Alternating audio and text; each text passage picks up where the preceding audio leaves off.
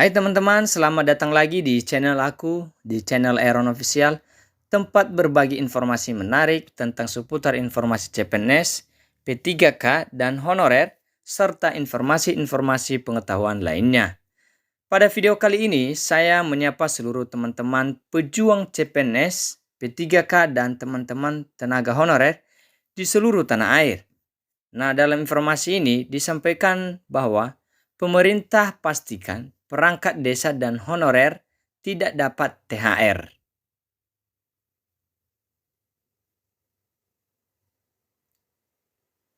Dikutip dari Antara, pemerintah memastikan perangkat desa dan honorer tidak mendapatkan tunjangan hari raya atau THR dan gaji ke-13 tahun 2024 ini.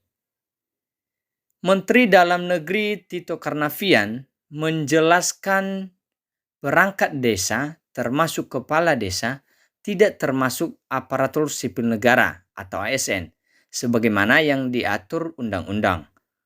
Oleh sebab itu, pemerintah tidak menganggarkan THR untuk kelompok tersebut. Perangkat desa memang aturannya tidak ada dalam undang-undang bukan ASN. Oleh karena itu, tidak termasuk dalam pemberian tunjangan hari raya yang diberikan oleh pemerintah, kata Tito saat konferensi pers di Jakarta, Jumat. Nah, teman-teman, dijelaskan di sini bahwa perangkat desa dan juga kepala desa adalah tidak termasuk dalam aparatur sipil negara atau ASN, seperti dijelaskan dalam undang-undang.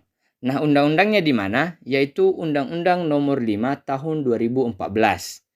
Di pasal 1 disebutkan bahwa aparatur sipil negara atau ASN adalah profesi bagi pegawai negeri sipil dan pegawai pemerintah dengan perjanjian kerja.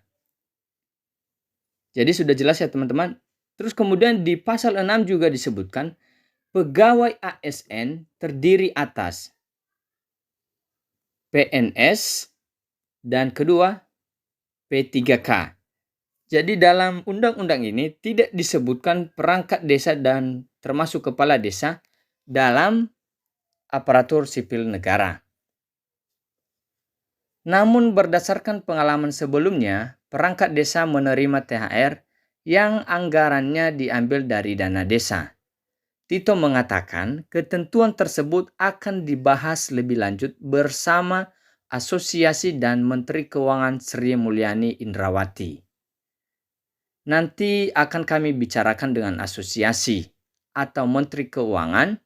Kalau ada pendapat lain, kita prinsipnya ingin menyejahterakan tapi jangan memberatkan dana desa, ujar Tito lagi.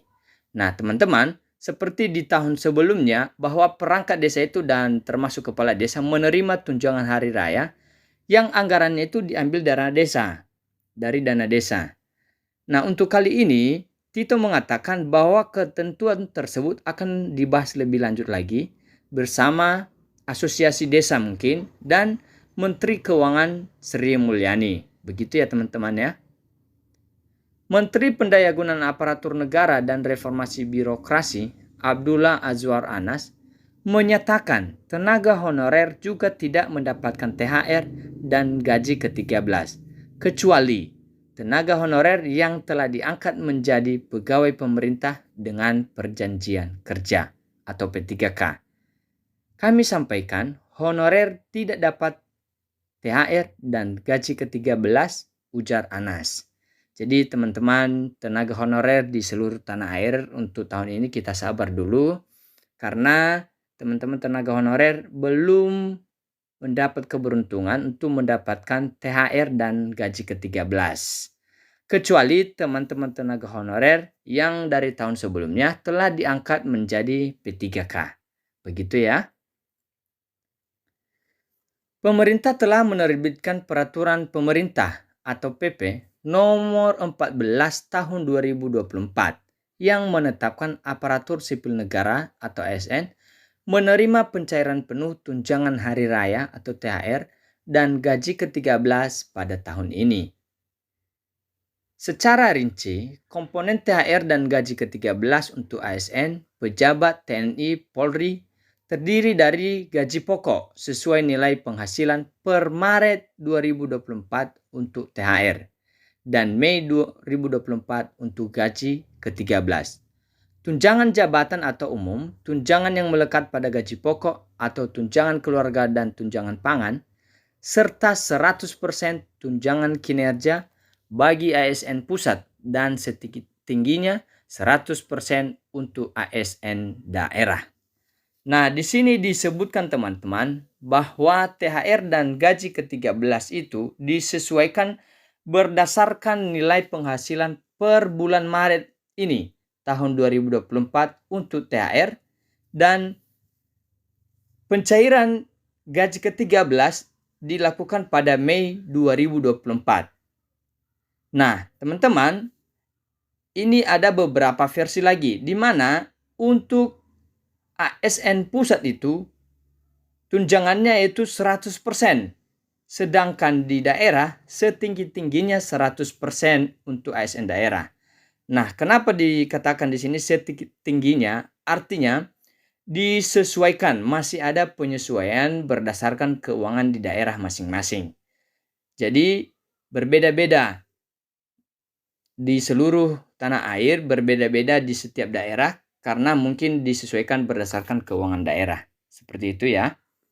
Pemberian tunjangan kinerja bagi ASN daerah mempertimbangkan kemampuan kapasitas fiskal daerah dan sesuai peraturan perundang-undangan.